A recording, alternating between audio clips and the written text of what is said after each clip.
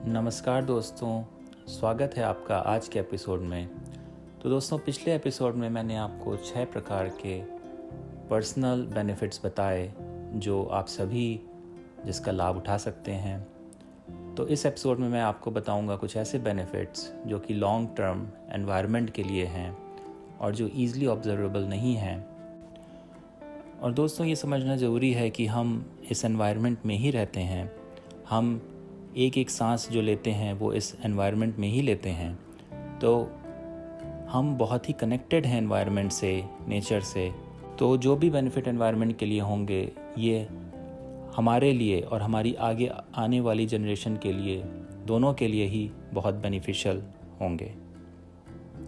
और दोस्तों, ये ईज़िली विजिबल नहीं है क्योंकि ये शॉर्ट टर्म बेनिफिट नहीं है, ये लॉन्ग टर्म बेनिफिट हैं। तो इनको देखने में थोड़ा समय लग सकता है, इसीलिए ये शॉर्ट टर्म में विजिबल नहीं है। तो दोस्तों, इससे पहले कि मैं आपको उन बेनिफिट्स के बारे में बताऊं, पहले ये जानना ज़रूरी होगा कि आज की एनवायरनमेंट की स्थिति क्या है। तो आपके सामने मैं कुछ आंकड़े प्रेजेंट करना चाहूँगा और मैं क्षमा चाहता हूँ पहले से ही अगर ये आंकड़े नकारात्मक लगें कुछ लोगों को, क्योंकि ये सच है। ये बताना ज़रूरी है कि आज की स्थिति क्या है, जिससे कि हम उसको समझें और जानें, जिसको जान के हम फिर ऐसे एक्शन ले सकते हैं जो कि हमारे एनवायरनमेंट को बेनिफिट करें। तो दोस्तों, चलिए पहले जानते हैं उन आंकड़ों के बारे में। तो पहले तो मैं आपको बताऊंगा कि जो ग्रीन हाउस गैसेस हैं, उनमें से एक ग्रीन हाउस गैस है कार्बन डाइऑक्साइड और CO2, जो कि सबसे ज़्यादा कंट्रीब्यूट कर रही है हमारे क्लाइमेट चेंज को। और इसकी आज की अगर हम मात्रा देखें तो ये करीब 410 ppm के करीब है। और ये पिछले 8 लाख वर्षों में कभी इतनी ज़्यादा नहीं हुई है। पिछले 8 लाख वर्षों में इसकी सबसे अधिकतम मात्रा 300 ppm थी, आज से 3 लाख वर्ष पहले।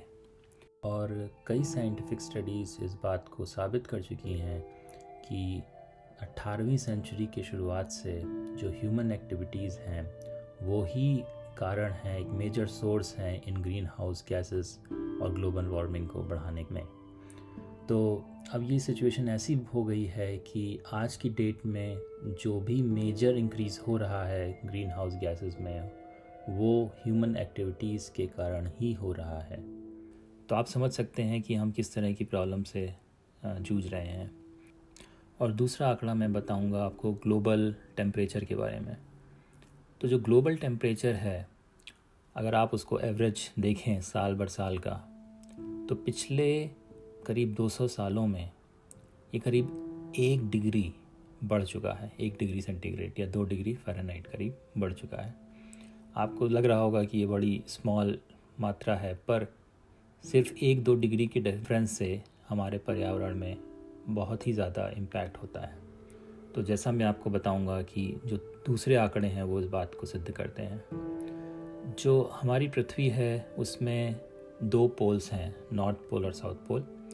तो उधर आर्कटिक सी जो कि नॉर्थ पोल में है, वहाँ पे जो बर्फ़ की परत है वो हर साल कम होती जा रही है। करीब 13% हर 10 साल में कम हो रही है। 1980 में 7 मिलियन स्क्वायर किलोमीटर थी वो परत, और आज वो करीब करीब आधी होके 4 मिलियन स्क्वायर किलोमीटर ही रह गई है। और एक और आंकड़ा मैं आपको बताऊंगा आइस शीट के बारे में। टोटल आइस शीट जिसको कहते हैं कि वॉल्यूम कितना है आइस शीट का। अंटार्कटिका जो कि हमारा साउथ पोल है, वहाँ पे आइस शीट में क्या इसका प्रभाव पड़ रहा है।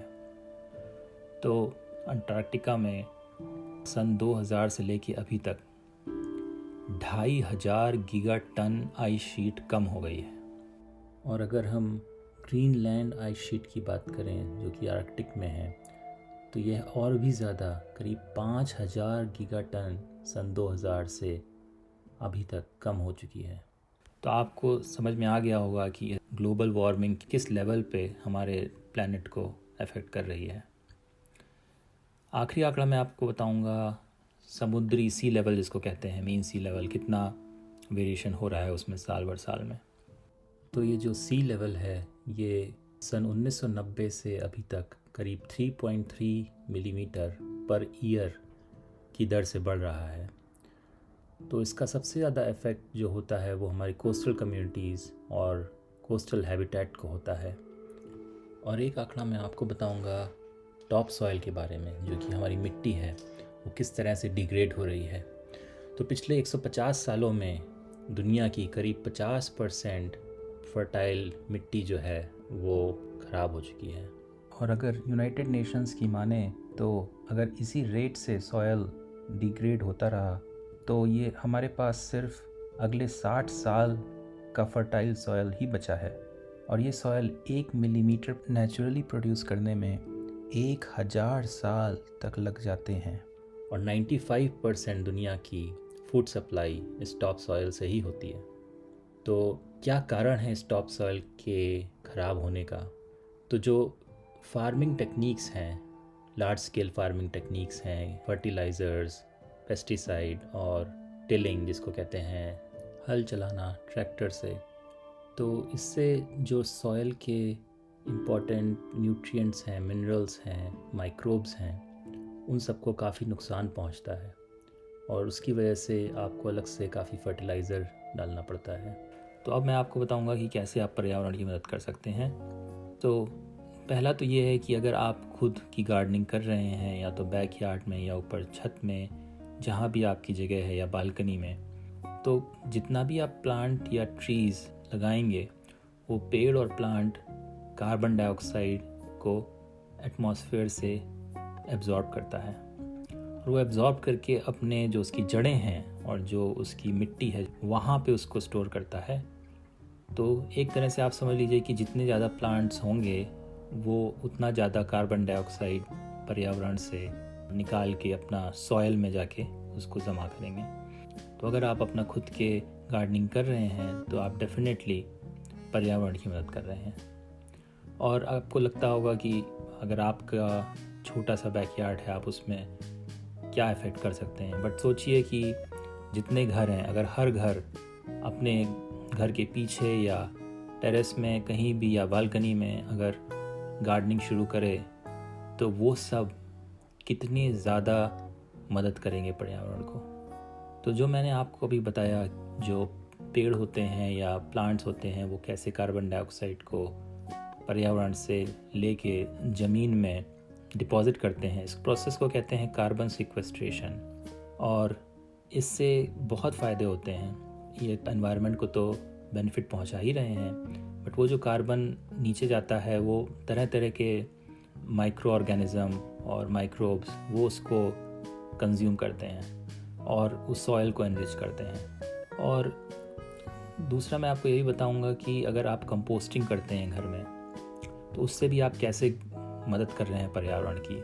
देखिए, अगर आप कंपोस्टिंग करते हैं घर में तो आपके घर में किचन से कुछ भी निकल रहा है, सब्ज़ी के छिलके या तरह तरह की चीज़ें, ऑर्गेनिक चीज़ें जो निकल रही हैं, वो आप अगर डालेंगे कूड़े में तो कूड़े में डालने में क्या होगा, वो यहाँ पे लैंडफिल में जाता है।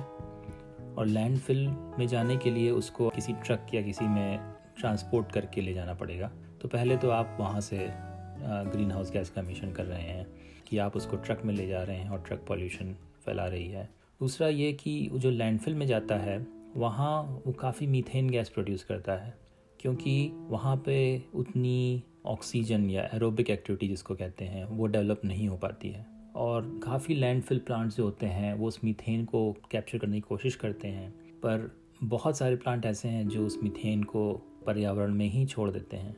और जो मीथेन है वो आपकी ग्रीन हाउस गैस है जो कि ग्लोबल वार्मिंग को बढ़ाती है। और ये ऐसी गैस है जो कार्बन डाइऑक्साइड से 30 टाइम्स ज़्यादा ग्लोबल वार्मिंग बढ़ाती है।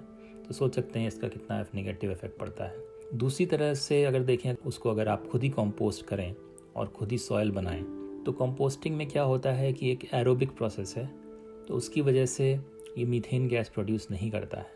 ये थोड़ी बहुत कार्बन डाइऑक्साइड प्रोड्यूस करता है, लेकिन अगर आप नेट इफेक्ट देखें तो ये पर्यावरण के लिए बहुत ही अच्छा है, क्योंकि आप कंपोस्टिंग करके उस कार्बन को अपने सॉइल में ही डालेंगे तो एक तरह से आप काफ़ी मात्रा में कार्बन अपने ही सॉइल में रहने दे रहे हैं। तो दोस्तों, अब मैं कंक्लूड करूँगा 2 प्रकार के मैंने आपको रीज़न दिए हैं कि आप क्यों बैकयार्ड गार्डनिंग करें।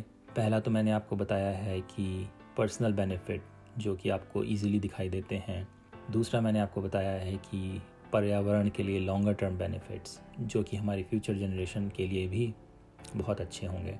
और मैं ये समझता हूँ कि अगर आपके बैकयार्ड नहीं है घर में, तो भी अगर कहीं भी आपकी ओपन स्पेस है या तो बालकनी है या छत है, तो आप इसको छोटे स्केल में एक्सपेरिमेंट करके ज़रूर देखें। और मैं आशा करता हूँ कि आप ये करेंगे। और अगर कोई सवाल या और कोई क्लैरिफिकेशन है तो आप मुझे पोस्ट करें कमेंट्स में और मैं आंसर देने की कोशिश करूँगा। तो धन्यवाद दोस्तों, आशा करता हूँ कि यह एपिसोड आपको पसंद आया होगा। नमस्कार।